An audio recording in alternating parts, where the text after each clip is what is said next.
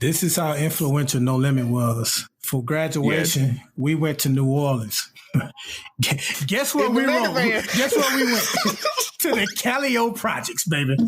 And saw crackheads get in a fight. We sure did. Oh, man. No. And then the mega van, it shut down as we came off the exit, sliding into the Magnolia. I remember asking people for directions to the Calio. They was like, how you want to go there?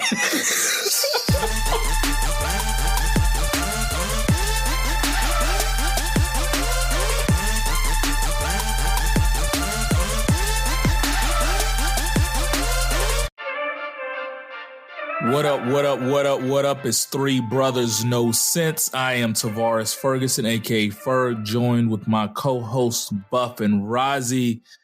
Fellas, what's good with y'all, man? Well, I think we got to throw this one back to you, my brother. How are you and what's good with you, man? Man, I really appreciate it, man. I'm doing better. I'll say that. So for all the people who may not know and the people who do know, within the last week or so, we lost somebody who very near and dear to my heart, Gregory Cummins, who was my mother's longtime just companion of 25 years. They recently got married at the beginning of this year. The father of my sister, Tegan, he lost a battle on the 24th to COVID, and it definitely put a hurting on our family. So, my mom and he were both diagnosed with COVID, and thankfully my mom is recovering and has recovered and is doing well. I think we're out of the danger zone, but she's grieving, and it's it was a tough situation. So I want to thank everybody who reached out, all your prayers and your words of comfort, the calls, the text messages, the IM. Special thank you to the workout ladies. We appreciate that. My line brothers came through in the clutch, so I love you, Q17. And of course, SWAT came through with a nice gift from my mom. I've realized that I've been blessed to have many great friends and people who care about me and my family. And it was really touching throughout all this to experience that love, and have people reach out to you. But I will kind of, do a PSA. So for everybody who doesn't believe that this coronavirus thing is real, it's real. And don't let Fox News, CNN, President Trump, whoever fool you with just looking at the numbers. This thing is impacting families in ways you cannot imagine. My heart goes out to my mother, who was my original backbone, my original strength, and just to see everything she's been through. She's had a tough time. I'm not going to even go into all the details, but it was really a toll on her, to lose someone that she's been with for 25 years and couldn't even properly grieve because she too had tested positive. And to see someone you care about going through all that, and you can't give them a proper hug or just hold them, the impact that this will have on her, my family, my loved ones. And I know so many other people who have lost loved ones to this within the last week. I know 2 people personally who just recently lost family members to this. So, and the impact it's having on their family. So people take it seriously. It also, is nothing to play with, man. The numbers will never tell the story. I don't have too much to say. Just once again, thank you to everybody. I'm blessed. So love you, Mom. Love you, my siblings and stuff like that. They were just great. All my family who came up and supported. I really appreciate you guys. And keep looking out for my mom when I'm not there and when my siblings aren't able to be there too. So, and thank you, Razi, for making that trip down. No problem, man. No problem. So, just a little bit about Greg. I want to shout out to Greg and all the step parents out there, Greg stepped up and, was a father to people or kids that weren't his, and was a father figure and made sure never treated them any differently. And, he was just a good dude that walked in and just had a great heart. And so a big loss, not just to the Ferguson family, but also to just, the world. So shout out to you, Greg. Yeah, Razi. And I'm trying to remember what I said to you about him and you. He reminded me a lot of you. And I really looked up to both of you guys because you always had a big heart. Both of you guys always had a big heart. And you two did things for people because I'm trying to figure out how I said. When you said, we will do things for people if it makes sense to them. It doesn't matter if it makes sense to us or not. Yeah. And it's very difficult to do that. Yeah. Yeah. Cause that's, I always admired him for that because he's just a very caring soul. So I feel like I'm a good person and I'll go to the end of the world for people if it makes sense to me, and for people like Razi and Greg, they'll go to the ends of the world for people because it makes sense to someone else. And so throughout all that, I reflected on that. And that's just another thing that I want to make sure that I try to grow with is just being there for others, even if it doesn't make sense for me, just because it makes sense for them. So sorry I interrupted you, but that was something I needed to get off my chest. No, man, that's it. Like I said, it's a big deal for step parents. And if ever I decide to get back in this dating game and end up with somebody, that's the type of person Jen was to Haley, and that's what I want for my kids, for Sophie and Ollie as well as Haley, is to find somebody that would be that loving and open and embrace them like that. So just that, man. Along with that, Sophie's birthday was this past week, and so happy birthday to her, and shout out to Sugar Plum Kids Spa. We did a birthday party there, so they did petties and like a sip and see or a paint thing, but they had like apple juice instead of liquor. But it was cute, man, and 8 of her friends came, and shout out to everybody. She had friends that came all the way back from Charlotte, North Carolina, just to be there for her. So Nikki, appreciate that. Taking that long ride just to be here. And that was big for her. So I just appreciate all that. Appreciate all the gifts, all the friends and family that sent things to make it, a little more special than it normally would be. But she needed that right now. And so just thank everybody on that, man. And I just want to throw in there, I'm excited because Netflix is bringing in like Moesha and Sister and The Good Part of the Game. All that's going to be on Netflix this month in August. The pre-BET the game? Yeah, the CW game. That's funny. Well, I hear a lot of people that are catching up on Moesha or rewatching Moesha, and they realize they're a little too grown for that now. Like they don't see it in the same light. Oh, she was toxic. Like Moesha was toxic as a friend, bruh. So, but yeah, she's like number 8 in the US right now on Netflix. So yeah, that's more good. More power to her. Yeah, loving it. I just knew you was gonna say something about the Umbrella Academy. You got nothing for that? I haven't watched it yet because Haley hasn't seen season 1 and she won't let me watch season 2 until she finishes season 1. Hey, dog, it's pretty dope. I watched the first couple episodes. I see it. I watched the first couple of episodes, man. You might need to pull the parent card on this. Just watch it without her while she at work. Yeah. So I've been bouncing between that. Man, I'm watching that, trying to watch the whole Naruto series on Shippuden, and man, it's going down, man. Going down. Asuma Sensei just died. That hurt my heart. He was one of my favorite ones. So don't worry, Shikamaru coming back for it. I know. He's like I think he might be my favorite character. So yeah. And once again, Byron's looking like I'm not even looking at Byron. Hey, but I know a little something about it because Jasmine watches that. So okay. Okay, all right. So Ferg, doing your answer when you was talking about COVID, you was telling the people not to listen to Trump and other politicians along with Fox News. I just wanted to ask you guys because we're not recording this week on Politically Entertaining, and I wanted to get this question out there before he actually does it.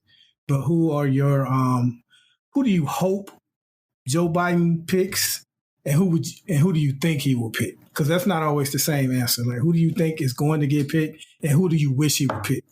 So for me, I would hope he picks Stacey Abrams. That's my pick. I just like her how she's fought for us and the people and the Black community and unapologetic about it. So I really like that part of it. But I think he's gonna go with Kamala. Really, it's she has the bigger name. She's probably gonna bring a bigger voting block and make a difference in states that may be swing states, where I don't think Stacey Abrams may actually affect those swing states as much. But I hear Susan Rice is kind of the top two, Kamala and Susan Rice. So that's kind of a toss up between them. But I think it's going to be Kamala. Well, I concur with that. I'm hearing it's Kamala and Rice are like in the top two. Yeah.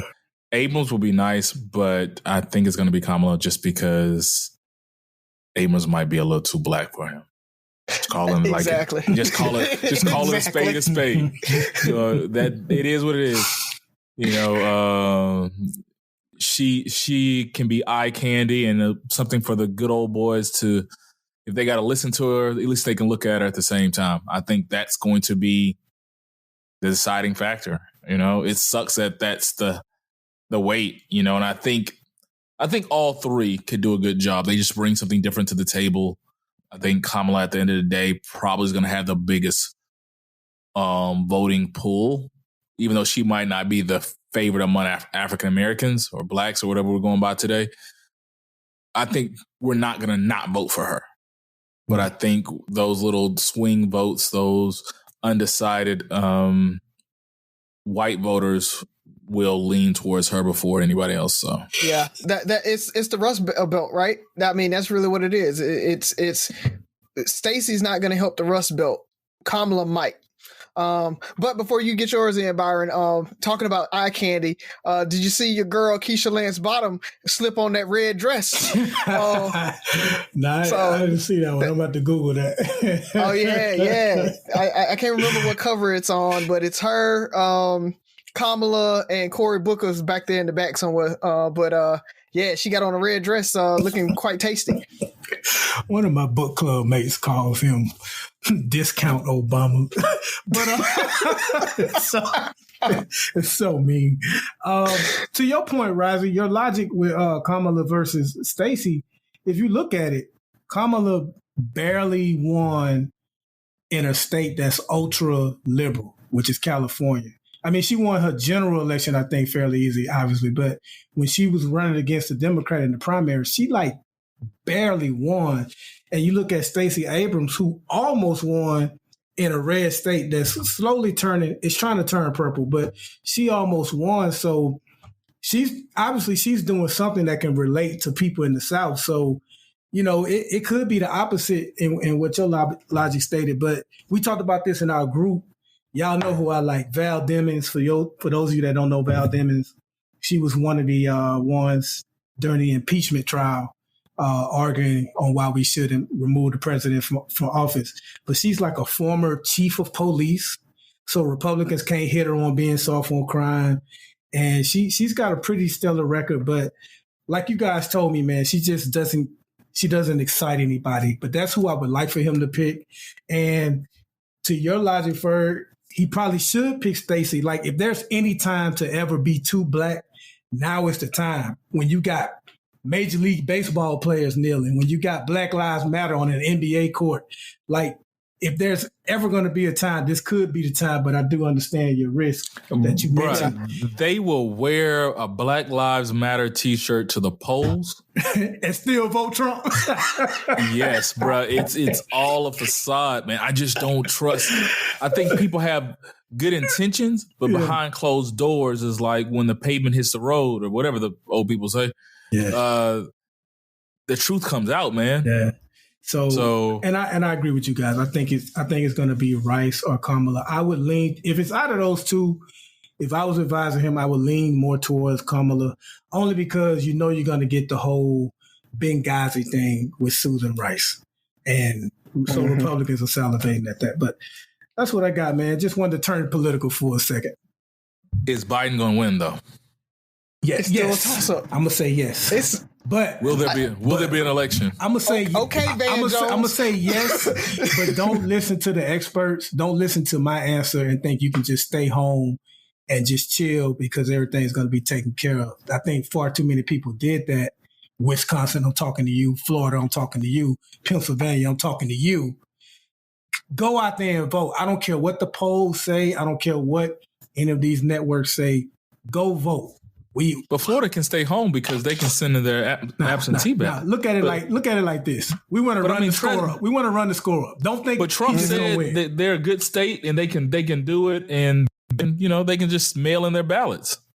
Now, if you're talking about Nevada, on the other hand, how is that even possible? You can't do that. He don't get me started. I don't want to turn this into politically entertaining. I'm sorry. Do we even want to talk about this Axios interview though? The Saturday Night Live clip. We could talk about he can't pronounce Yosemite. It definitely was a Saturday Night Live skit. Like that's what it sounded like because it. Like I'm watching, it was so bad. You know how you're looking at something and you look behind you to see if anybody else is seeing what you see. I'm watching it by myself and I'm like, does anybody else see that? Can somebody it's? But hey, no. When he pulled out the charts, like the paper, and he's like, "No, look." He was just like, "Roll." I'm like, first of all, you got these nice, pretty pictures, and they've already said that's how they brief him. They don't brief him with like written anything. They brief him in pictures and graphs. And they filter it out. If it's going to make him mad, they don't brief him on it. So literally, if you want to hide anything from Trump, you just put it in a written report and he won't read it and you ain't got to worry about it. So that's what they do because he would get too mad when they briefed him on anything that was bad. That dude is gangster, dog. You scared to bring news. I mean, he's sitting there like a mob boss, dog. He's sitting there just... People are walking in there, kissing the ring, giving him reports and telling him what he wants to hear. That dude is a gangster. Man. I don't know, man. Well, he got a bunch of money, and we don't. So I think we need to go pay some bills so that... All righty. Time to pay these bills. Lowe's knows that free is just better. That's why MyLowe's Rewards is free to join. As a member, you earn points towards MyLowe's money on eligible purchases, get exclusive free gifts, and earn free shipping at Silver Key status, all on top of weekly member-only deals. Don't wait. Join MyLowe's Rewards for free today and start saving more. Lowe's, we help, you save. Loyalty program subject to terms and conditions. Details at lowes.com/terms. Subject to change. Let me guess. Sophie's spending the night, and so we're stuck with you giving us a joke. No, she's here. She came. Hold on, I'm gonna mute and call. You sounded so disappointed when you thought it was gonna have to be him. Yeah. It don't matter. It's my joke anyway. You want to tell it first? No, never mind, because I don't want you to steal Sophie's thunder. You remember how to say it? Yeah. Okay.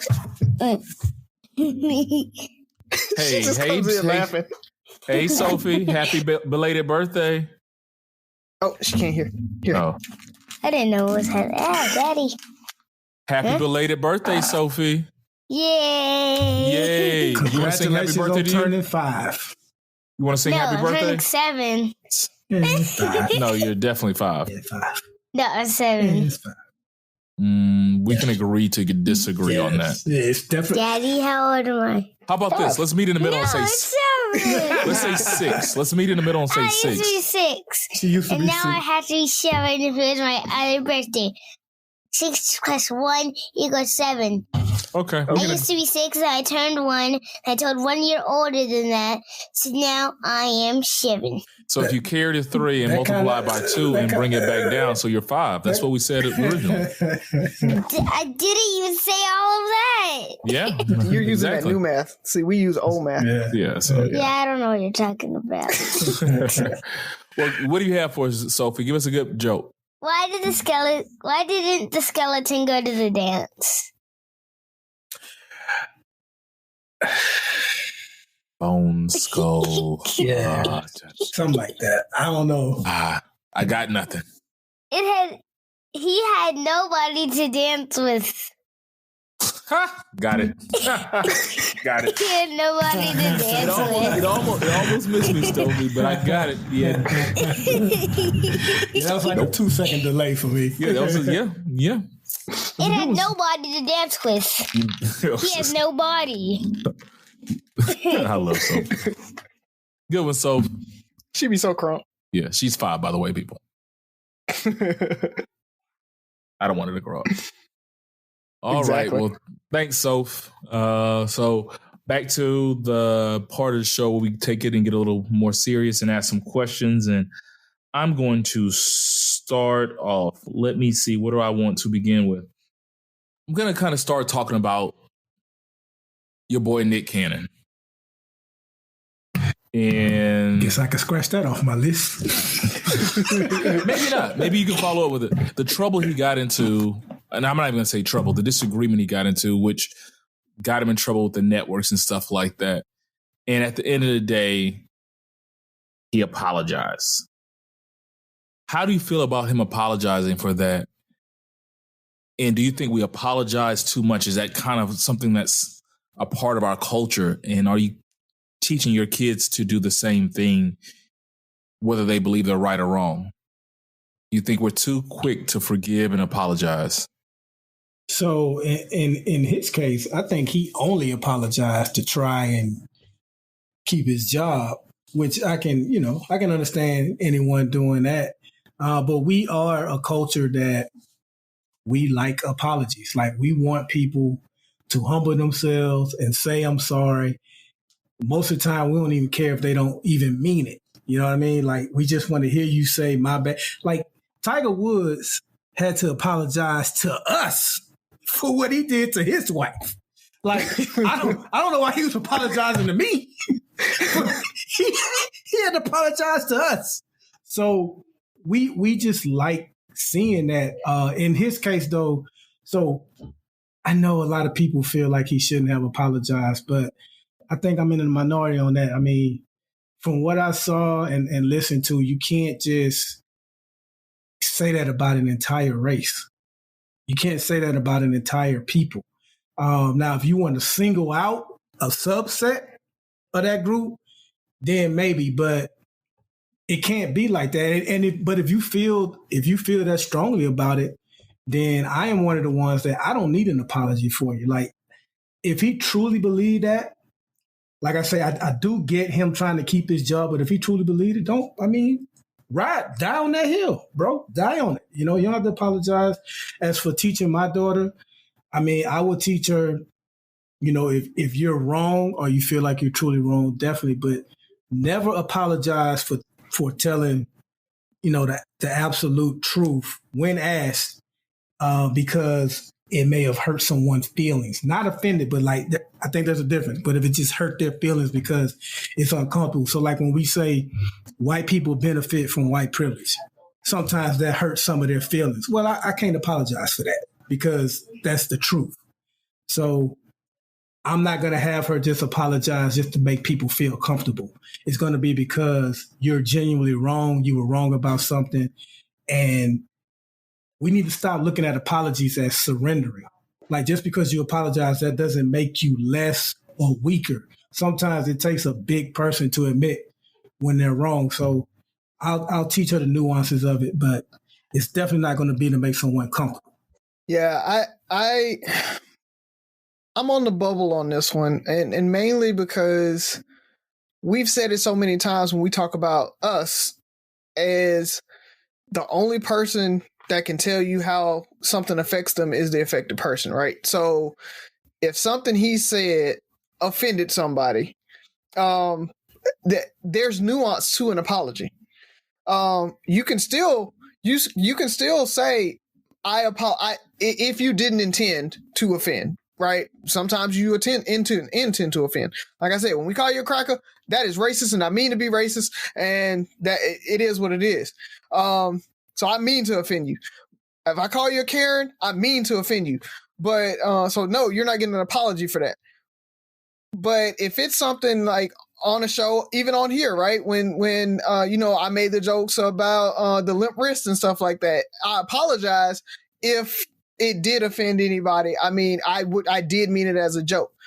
So that's what I mean by nuance to it. I will apologize, even though I knew it was just a joke, but it's them that were offended by it. So I will apologize for offending them because I didn't mean to do that. So it goes back to my intent. If my intent is different from how they received it, I feel like I should apologize, or I can't apologize because my intent wasn't to offend. And I think that's why Nick Cannon did apologize, not necessarily to keep his job, but his intent, if you listen to it, I think his intent was to be positive about the Jewish community. He was praising the Jewish community to say they stick together. They have the money flip inside of their communities. They know how to move as an economic unit versus African Americans in Black America. So that's what I think he intended to say. Did it come off like that? No. Yeah, he said a little more than that. So that's what I like. That's the part that I read on it. Like, I didn't actually listen to everything on it. Okay, so all right. But if he said some more about that, I mean, but I think the thing was, and he said something about the blacks being the original Jews and all of that, but that was his understanding of it. And if it came off offensive, I think he didn't mean to offend the Jewish community in his conversation, trying to uplift the Black community. And so that's, I think, why he apologized. And of course, to keep his job, right? To get that heat off of him. That money was starting to talk, right? Yeah. But I think that's why he apologized. And I think that's how I'm going to teach my kids is, if your intent is different, apologize. Because you can't control how somebody takes what you so if they take it differently than what you intend, then yes, you need to apologize for that and try to explain. Like, that was not my intent. I apologize. Here's what I was trying to say. But like you said, if you meant it and that was your intent, and you were speaking truth, then you stand by it. You shouldn't say it if you are not going to stand by it. Right. Yeah. I like both of your answers. I think it's really insightful. Byron, you said something that kind of stuck with me, and it kind of is the reason I posed this question. You said, I'm a teacher when asked. I think society now, we're so quick to lend our opinions and everything that we find ourselves in situations where we can be apologizing more because we all think we have something to say. Hence, we have a podcast, but it's the fact that we feel the need to educate people, to have people think or know what we think, is sometimes where I guess we find ourselves potentially getting in trouble. I agree. I think for me, a lot of things in life are about intent, because everybody's raised differently. They're taught differently. They're going to have different beliefs. And if my intent is not to harm you or hurt you emotionally or whatever the case may be, but it happens anyway, and there's a need to apologize, I can. But I think sometimes those things can be forgiven as well. He apologized. Was he ever forgiven? If you know that there's, especially in a situation like that where you were speaking your truth and they misinterpreted it. But at this point, there's no undoing it. He didn't get a show back, did he? No, I think he apologized a little too late. Like, when they originally asked him to, he said he wouldn't. And then by the time he did, it was too late. Mm-hmm. Yeah. So for him, I think it was a lose-lose. Like, hey, that was my truth. yeah, it hurt your feelings. It was, but if there's and I'm once again big on dialogue, if we can have a dialogue and come to an agreement and work something out, then yeah. Now, if he was just speaking to be an asshole or to piss people off, that's one thing, but that was his truth. That was his understanding, his opinion of the situation. But at the end of the day, you apologize, and there was no way that this company was going to ever forgive you or take your apology to heart and say, you know what, he made a mistake. He's done so much good. His intent was to inform and express his opinion and try to enlighten people. He just made a mistake. All that was for nothing. Like people, and I think my thing is we're apologizing a lot, especially when we're not in power. We don't have the power to make any changes. It was almost an act of futility to me. Like, damned if you do, damned if you don't. Go down swinging. You said what you said. Nothing's changed. I don't know about my kids, though. Like, I want to teach them the nuances of it. Like, I want to teach them that, be careful what you say because you can't take it back. Make sure you have good intentions and you're able to live with your mistakes or whatever your decisions. Like if you say it and they don't accept your apology or you can't undo it, you have to live with that. I don't know, man. It's just tough. I hate seeing us apologize and nothing changed. And I singled out that whole when you're asked because, and this is to a much less serious extent, but I think too many times we offer our opinion without being asked. And like, I've seen women complain about this, like guys will be like, oh man, I liked you better when you had your hair long. Like, who asked you? You know what I'm saying? So you got to learn to keep your opinions to yourself now. And that's why I pointed out. Now, if she's asked, don't get mad at her truth. Mm-hmm. You know what I mean? But that doesn't give you a right just because because I know a lot of people like to disguise it under the whole, well, I just keep it real banner. Yeah, you can keep it real, but you can also shut the fuck up sometimes too. Yeah, but I think that goes back to your intent. It's tact. Yeah. You got to think about it. You have to teach them tact with it too.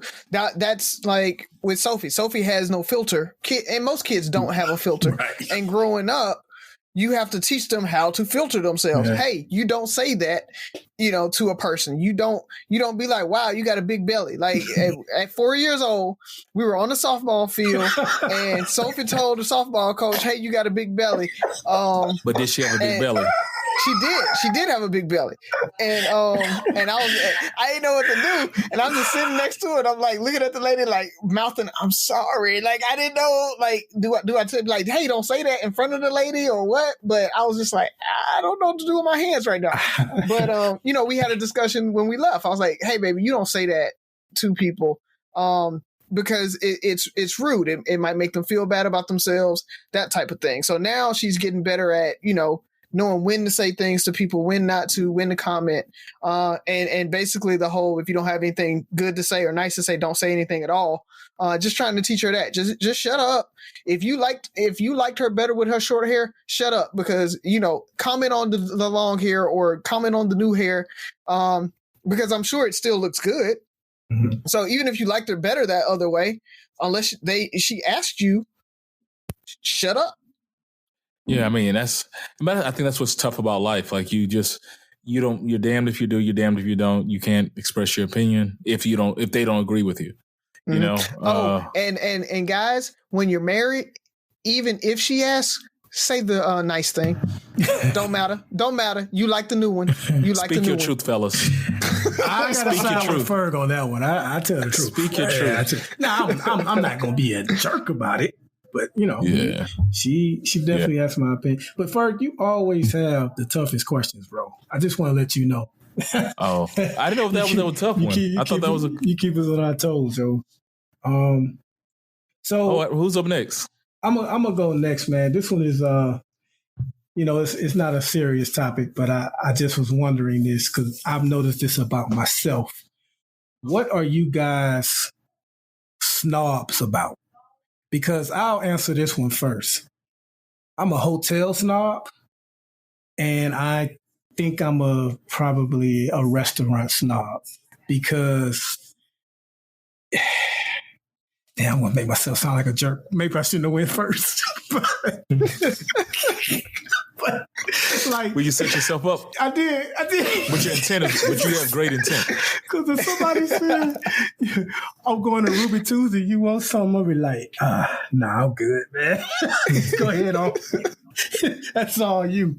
But I'm admitting my truth. That makes me a jerk, then fine. But that I have become a restaurant snob and a hotel snob. And my criteria for a hotel, for the most part, is this is all pre-COVID, by the way. If they don't valet?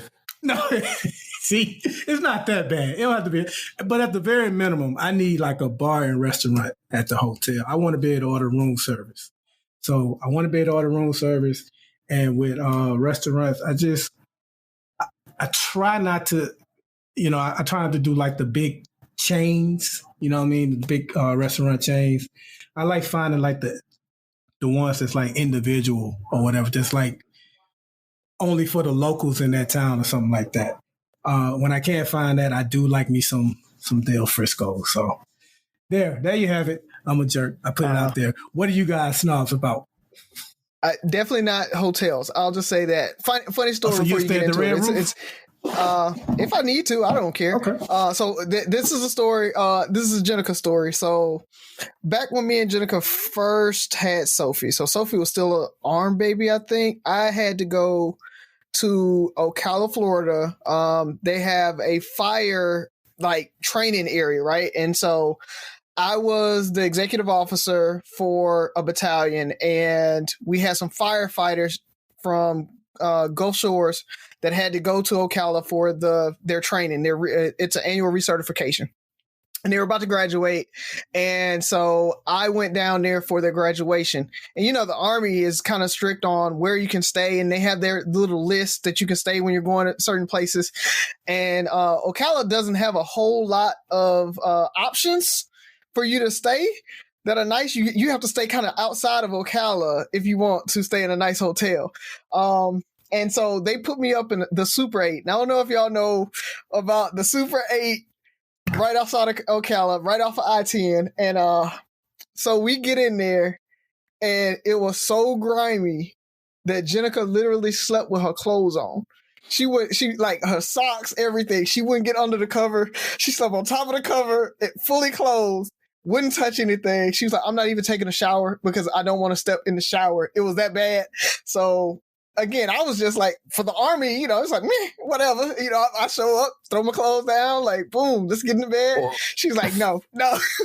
What was the hotel we used to stay at during drill in Theodore? First of all, there ain't no nice hotels in Theodore. So, it was at Tillman's Corner. Was it like the Econo Lodge or something like that? I know which one you're talking about. I can't remember the name. It was all kind of prostitutes and everything out in that thing. Yo, for those of y'all that think I laugh too much during the show, you don't know how much I mute myself when they're talking. Like, I was just cracking up at a Razi just now, but I just muted myself. And I know Jen didn't lay off into you on that. Oh yeah, she did. But again, it was like the Army booked it. So, and I told her, I was like, you didn't have to come. You just wanted to ride. So, and that didn't help that I told her she didn't have to come. I knew that was that. Oh, you didn't want to spend time with me, yada, yada, yada. So yeah, it was that. Yeah. I mean, anybody who has listened to this podcast knows I put my foot in my mouth a good bit. Yep. So that was just one of those times where no matter what I said, it was just downhill. Everything I said, it just went. I remember this dude had to apologize for his apology. That's a rare case, sir. That is something special. That's very special. Man, I really want to. Am I a snob? Oh, you better say you're a food snob. I've been out with you before. Yeah, that's my thing. I'm a food snob. First of all, I just don't like a lot of stuff anyway. I'm very picky, and I feel like my mom, Maggie, is like one of the best cooks I ever met. So like I like my food seasoned to taste. I probably can count. If I had to add salt or pepper, like, I feel like your meal is a failure. It's that simple. Like, if I don't even think we have salt and pepper shakers in our house. I mean, we have salt and pepper to season the food, but like, once you sit down at the table, it is what it is. And I don't like, you're a restaurant snob. It's funny because I'm hot or cold. So you'll go to Del Frisco's and I'll go there and I'll find something I like, but I'll go to a real nice restaurant and it's like, I wasted my money and time because this is not good. And Z, it will tell me, it's like, babe, you could have cooked this at home. But on the other end, I'll go to Chili's, and I think I was talking about this weekend. I go to Chili's and get a triple dipper. Like, for some reason, I like what they have. You know, it might not be the nicest restaurant, which is not, but I like what they have. So if I'm at a nice restaurant and I want to really eat, then my taste buds are like, you need impress me. When I lower my standards, you know, I don't know. And hotels, not as snobbish on hotels like that because I travel a lot for work, so I at least need to do a Marriott or something like that. I need to do a name brand hotel, but I'm not doing Red Roof, Motel 6.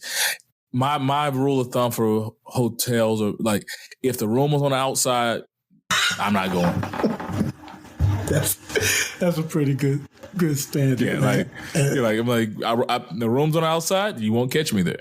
You know, just when Razi was telling this story about that Super 8, I don't know if it's still there, but there used to be a La Quinta Inn on the Beltline in Mobile, and I forgot what the occasion was. Me and Tabitha might have just been being fast at the time, but we had gotten a room there, and the whole hallway smelled like piss. And I think that's what kind of began my journey.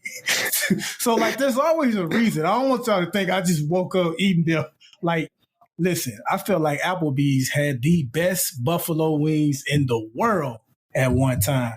And, you know, I will humble myself. Like, you know, we have our friend Sherman that used to be incarcerated. And if you ever visit anyone that's incarcerated, they're never in a place with just a bunch of plush hotels nearby. Like, you're going to have to stay in some joints that you may or may not really care for. So, you know, like I said, it just depends on the situation. If I got to do what I got to do, I will. But I just never want to be in a situation how Jen felt at that Super 8. And, you know, when I go out to eat, I'll do Chili's. I'll definitely do Chili's. But it's just, I think it's Ruby Tuesday that I just have a thing for. Like, I can't do them. You know what I'm saying? Yeah. Our first date was at Ruby Tuesday. We couldn't think of the name of that restaurant to save our life. We actually were in Mobile last week, and there's a Ruby Tuesdays in that same parking lot as Dale Shim's. I think it's closed now. But that's how we remember. It's like, we literally were talking about that maybe 2-3 weeks ago. Cannot remember the name of that damn restaurant. And because just don't go to Ruby Tuesdays. All I know is Applebee's, TGI Fridays, and Chili's. All those kind of are the same level. Yeah. Oh, slight liquor snob too. But that's because I just don't want to wake up with a headache. That's all. Oh, nothing in a plastic bottle. My rules are very. You know what? I figured this out. I figured this out about men. Even when it comes to selecting mates and stuff like that, we're not big on what we want. We just know what we don't want. Yeah. And I think that a lot of women have this like, they want this, and this, but they just don't know what they don't want. And that don't want item, to me, supersedes everything. Like, hey, what do you want to drink? I don't really care what we drink. Oh, I got this. Oh, no. Like, this Taka vodka? Mm-mm. You drinking white or dark? Surprise me. Oh, I can't drink that. You know, like, I'm just not, if it's in a plastic, can't drink it. So, I don't know, man. A good box of wine, though. Can't go wrong with a good box of wine. Yes, you can. Yeah. So, for me, it's... I wouldn't say I'm a snob on too much of anything. I think the biggest thing... This is weird, but... Your gaming chair? Icy's versus Frosties. I don't do the what's the slushy, the one with the dog? Like I can't do those. Like I hate those. They're too sweet. I like you talking about from 7-Eleven. So you like the Slurpee over the Slurpee, yeah, versus like the slushy or whatever it is, the little dog, the one that has the dog on top of it. That's like real icy. Yeah. Is he talking about what you get at the movie theater? Is that what you're talking about? Some of them. Yeah, no, he's like thinking about usually it's gas just station. icy. It's like the gas station. Like yeah, Slurpee. I'm with you. Those are awful. It's like juice on ice. Like it's terrible. Yeah. So which one do you like? You want the one that's like almost? I think he likes the Slurpee. Like the Slurpee, like the real smooth one. Yeah, the 7-Eleven, like real smooth one. Yeah. And give me a banana one, man. Just banana, you don't mix? Nah, man. Nah, I just give me a straight banana one. Do they even make those anymore? Who? I can't remember the last time I saw banana. The gas station right by my house, man. They have it. Well, they had it. They just took it out like last week. I was so mad. Because nobody drinks a banana Slurpee. Not nobody. It's good, man. No. It's good. With some cherry. But no, I think, yeah, I will say when it comes to like gaming things and electronics, I am a snob. Like I want the best because one, I'm so cheap that when I do spend money on it, I'm gonna buy the best or close to the best. Mm. So, like you talked about, my gaming chair, my screen. I posted my screen, and truthfully, I didn't even try to post my screen to social media. I was trying to post a chair because I got a free 2-year warranty if I posted it and tagged the manufacturer in it. So it was just me being cheap. And just so happens that the screen was in the picture, and I got more talk about the screen than I did about the chair. Yeah. So just stuff like that. Like I want to buy it once and I want it to last a long time. So and get value out of it. So I buy value. So yeah, I'm a snob when it comes to electronics. Well, I'm not gonna lie. I gotta get. I'm a people snob. I get annoyed very easily. You said that a few times. I was going to say, and I didn't want to sound too snobbish. Yeah. But I was going to say I am an intelligent snob. Yeah, like, if you can't hold a conversation, if you can't make an argument about anything, I can't rock with you. Like I'm just like I'm gonna get annoyed and I'm gonna walk away and I'm probably gonna be mad about wasting my 10 minutes with you. Yeah, I get annoyed, and I think that helped me when I dated. Quick story. It was I don't remember who it was, but it's chick I won't even say we dated. I was kind of rocking with for a sec. We're at a club, we're dancing, and she said something. And in the middle of that song, I stopped dancing and I was like, you know what? I'm cool. And I walked off. And that was our last conversation we ever had. Just because I was just like, yeah, this ain't gonna work. Like, it's 11:30. I still got the rest of the night to win. And I just get annoyed very easily. There's women, men, like if I'm just talking to you and and we can't hold a real conversation, I'm over it. So I am a people snob. Like your conversation is BS. And that's why I learned how to entertain myself. You know? And I want to put a disclaimer out there. Intelligence does not mean education. Yep. And I just want to throw that out there to anybody. Some of the most intelligent people I know didn't graduate high school or barely graduated high school. I know folks who have GEDs that can carry better conversations than PhD candidates. So it does not mean education. It literally means that I can just have a good conversation with you, and you can not be Trump and be able to understand things as we go through our conversation. If you make me wide eye and long blink, I'm done. You know what I mean? There's like you kind of hit you like, oh my God, why am I talking to this person? How do I get out of this conversation? Yeah. So, but that's none of our listeners. Speaking of wide-eyed and slow blinks, I want to talk a little bit about Silk the Shocker. No, but for real, you guys know the No Limit Chronicles. It launched last week, and I think the last 2 episodes come on today. Yeah, actually, we're missing it while we're recording. We're missing it. So, But with that, I've been watching it and I got so nostalgic. And so you guys probably know my question, but I want to know your favorite No Limit artist and favorite No Limit song. Wow. Because No Limit dropped 51 albums in 3 years, 97 to 2000, 51 albums. Can we do He made a killing. Can we do top 3? We can do top 3. We can do top 3 if you want to do top 3. That makes it easier. Ooh, I wish I had a No Limit catalog in front of me. I know one of them is it was on Mia X's album, and it had like everybody on there, See Murder, but the song is called Forever True. That's one of my favorite songs. Can we just go ahead and put No Limit Soldier just up there? Like, nobody even has to pick it. Like, we know No Limit Soldiers is up there. I don't want to waste my pick on No Limit Soldiers. Because it was like one of the best bangers ever, man. I think it's on C Murder's album is a song called Making Moves with Thugs featuring Moby Dick and Master P and a Kick Dough. And those are the 3 that just came to my mind. I probably could think of 3. Pull a kick. Oh. Yeah, man. The way Pimp C. Yeah. Man. I know Sandy. So if Sandy is listening right now, I know she's smiling because you can't say nothing bad about Pimp C in her presence. Favorite artist, I'm going to go with Mac. Free Mac, by the way.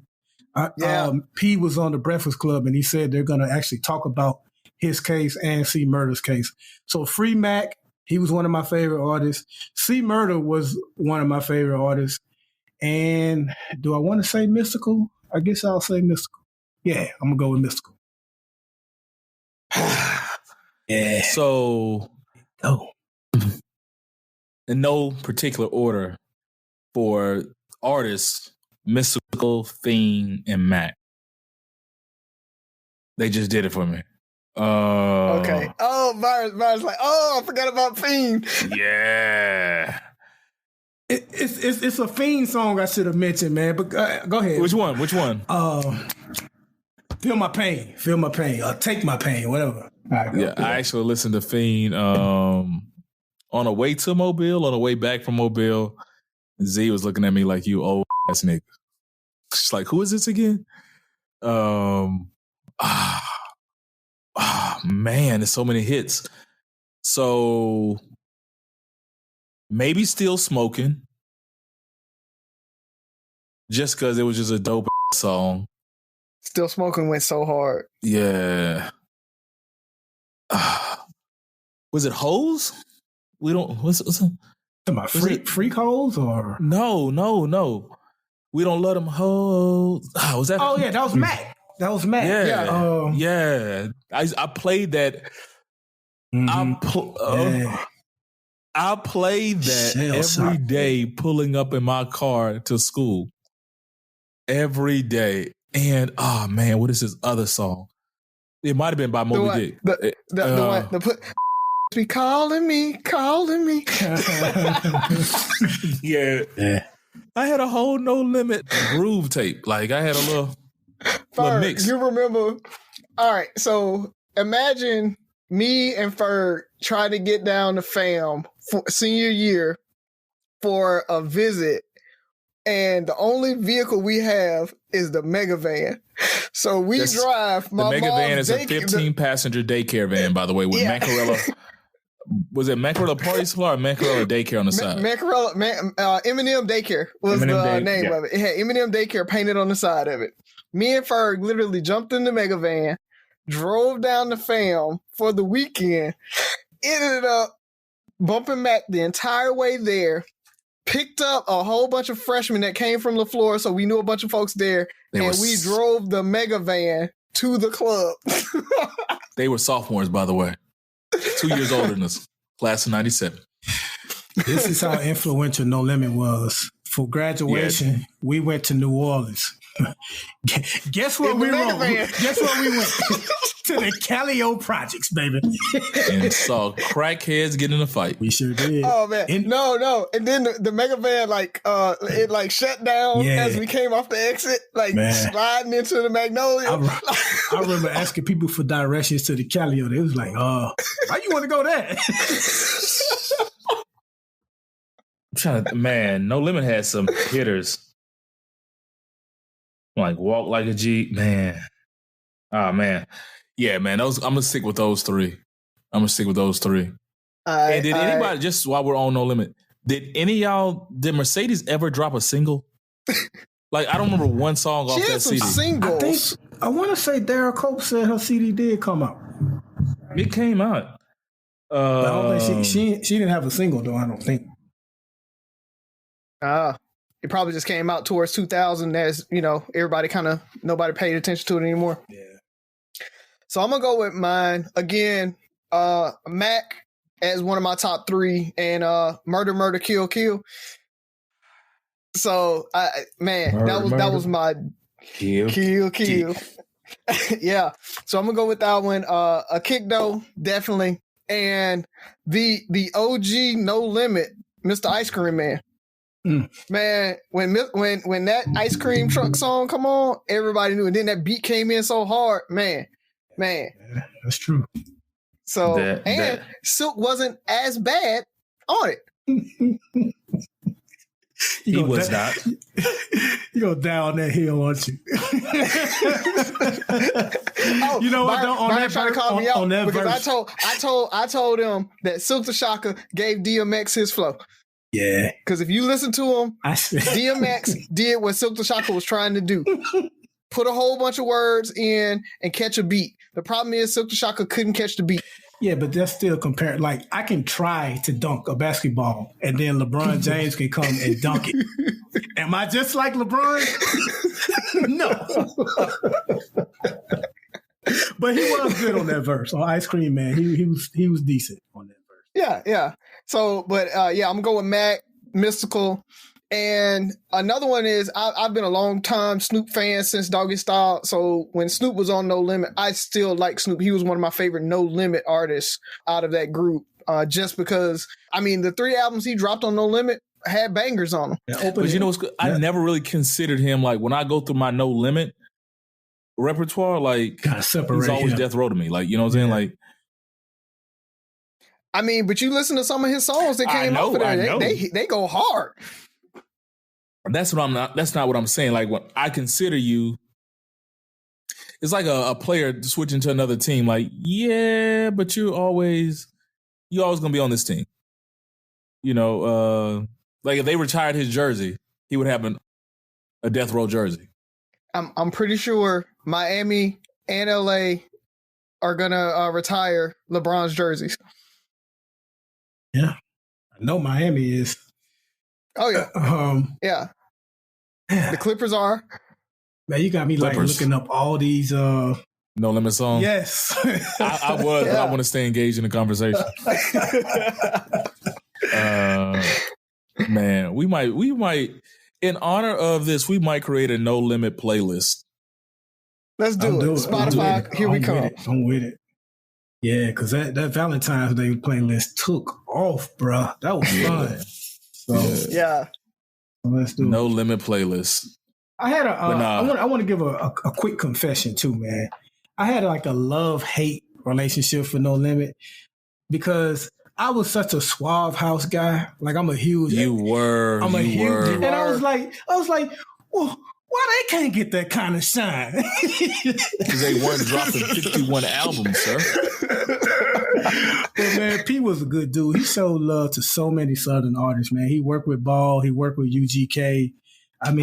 If you listen to his interviews now, man, he's just like a helpful, entrepreneurial, motivational type dude, man. So what he did for the South, I'm telling you, man, they took over. They took over for an era. Like I've always said, No Limit is the soundtrack of my high school years. Yeah. Yeah. Mm-hmm. Well, yeah. What's crazy? And there wouldn't have been a Cash Money without him. because Cash Money never would have had a platform because they wouldn't have been looking for the next No Limit. So that's how Cash Money got on and everything. Because if you watch the documentary, Cash Money was out around the same time. They were both growing at the same time. It's just P caught on faster. He could have signed Baby, actually. And he explained that further in the interview. He was like, I didn't sign him because I could tell that Baby and Slim, they wanted to be their own bosses, which it worked out. It worked out. Two mega successful record labels out of the same city. Yep. So even though Cash Money didn't get the as good a deal as P did. Man, P took that deal was gangster. But 85-15, man. But I respect that. This docuseries or whatever is pretty dope because there's so many things I didn't realize. Like I didn't realize he had that many roots in Cali. Yeah. Like I didn't know he was that deep into it. You know what I'm saying? And I remember the class. When I think of TRU, I think of the class of '97 because them boys were die-hard, No Limit TRU fans. I think a couple of them got TRU tattoos. Like they did. It was they did. Yeah, I saw some of them. Yeah, they did. I remember they came back to football practice with those on there. But no, that was good times, man. And I'm really looking forward to the rest of the series. And I didn't realize Romeo was that old. Like I didn't realize he was everybody thinks he grew up like being rich or whatever, but I mean, he was in his teens before P really made it. So that's crazy. That's all I had, man. All right, fellas. So enjoy the episode. It's about that time. Let's go ahead and take it out. What do you guys have in your mind? Well, fellas, I just want to tell you guys, happy anniversary, man. By the time this episode drops, it will be exactly, depending on Razi, when Razi was able to drop it. But August 12th makes 1 year ago when we dropped our first episode, man. So I just want to tell the listeners, thank you. We definitely had something planned, but, things happened and we weren't able to do it. But I just want to thank you guys for rocking with us. You've been with us through our pain, our laughter, and our growth, man. Just if you listen to that first episode, I think it's Cheating is Bad or Brownie Points is one of them. Man, if you listen to the sound quality and just everything, I think we've gotten so much better. I think our timing has gotten better. But I just really want to thank you guys for checking us out and rocking with us, man. It means a lot to us. And hopefully we can continue to grow and really make this thing take off. So make sure you visit threebrothersnosense.com. Check out the latest merch. And also check out my article. I wrote an article. I posted it on our Facebook page. Visit fakenewssyndicate.com. The article is called Get Back in the Closet. It's about Trump and racism. I've got some great feedback on it. So thank you guys that have checked it out. Appreciate the feedback. And again, thank you guys for listening. Yeah, man, I want to echo that. The great article, by the way, Buff. I mean, it was good, poignant, to the point.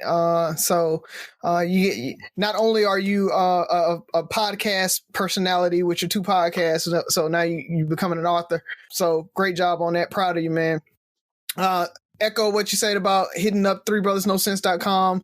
Thanks for everybody who's rocking the merch, getting the word out. When you have it on, tell people about it, man. Tell people about the podcast. Tell people about what we're talking about, because like Ferg said, I think we have something to say. I think it's good content. And with that, either go to the website and you can leave us feedback, and you can drop us any type of message or whatever. Be on the show. You probably have heard a couple of the radio drops or the voice overs from folks.